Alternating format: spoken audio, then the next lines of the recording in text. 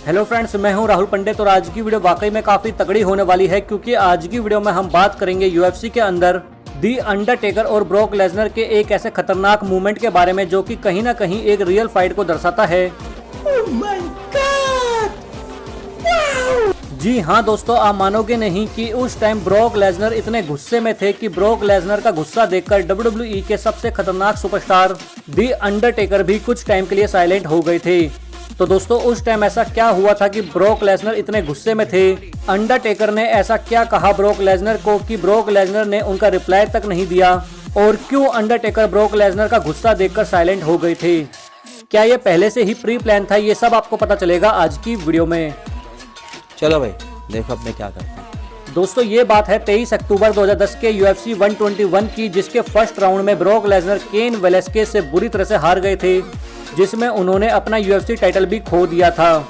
दोस्तों इस मैच में ब्रॉक लेसनर बुरी तरह से जख्मी हो गए थे और उनके फेस पर काफी बड़ा कट का निशान आ गया था, जो कि आज भी दिखाई देता है। और दोस्तों यही रीजन था कि इस मैच को हारने के बाद ब्रॉक लेसनर काफी गुस्से में थे। दोस्तों मैं आपको बता देता हूं कि इस मैच को देखने के लिए दी अंडरटेकर भी अपनी वाइफ के साथ आए थे।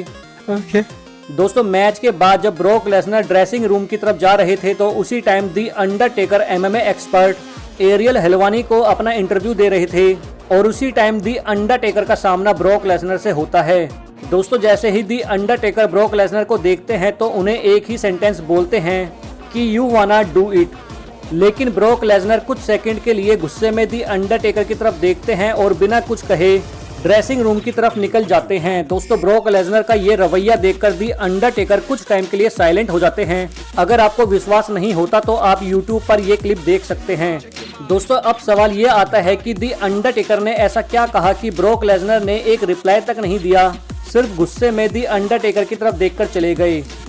दोस्तों जब इस घटना के बारे में ब्रॉक लेसनर से पूछा गया तो उन्होंने कहा कि UFC 121 की फाइट ने उन्हें इतना नाराज कर दिया था, मतलब इतना गुस्सा दिला दिया था कि उन्हें बिल्कुल भी आइडिया नहीं था कि अंडरटेकर उनसे क्या कहना चाहते हैं। दी अंडरटेकर का क्या मतलब था जब उन्होंने कहा यू वाना डू इट।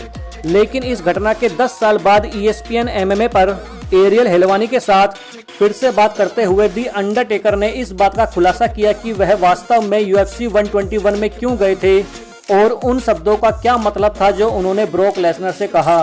दोस्तों दी अंडरटेकर ने खुलासा करते हुए कहा कि वह UFC 121 में इसलिए गए थे क्योंकि वह ब्रॉक लेसनर को WWE की दुनिया में वापस लाना चाहते थे, जिसे उन्होंने 2004 में छोड़ दिया था। दोस्तों अंडरटेकर ने इस बात का खुलासा करते हुए कहा कि वह जानबूझकर UFC रिंग के उस साइड खड़े थे जहां उन्हें पता था कि अगर फाइट के बाद ब्रॉक लेसनर अपने ड्रेसिंग रूम की तरफ जाएंगे तो उनका सामना अंडरटेकर से जरूर होगा। और ऐसा वाकई में हुआ। दोस्तों आपने एक चीज नोटिस की होगी, जब अंडरटेकर इंटरव्यू दे रहे थे तो वो बार बार अपने साइड की तरफ देख रहे थे कि कब ब्रॉक लेसनर आएंगे और कब वो उन्हें कहेंगे कि यू वाना डू इट। और ऐसा हुआ भी। लेकिन दोस्तों ब्रॉक लेसनर इतने गुस्से में थे कि उन्होंने उस टाइम दी अंडरटेकर की इस बात का कोई रिस्पॉन्स तक नहीं दिया। दोस्तों दी अंडरटेकर ने इस बात का भी खुलासा किया कि उन्हें UFC में इसलिए भेजा गया था ताकि वो ब्रॉक लेसनर को WWE में वापस ला सके और उनके साथ एक फाइट कर सके। लेकिन दोस्तों दी अंडरटेकर इस बात से अनजान थे कि क्या वाकई में विंस मैकमैन और UFC के प्रेसिडेंट डाना व्हाइट के बीच में इस बात पर कोई डिस्कस हुई है।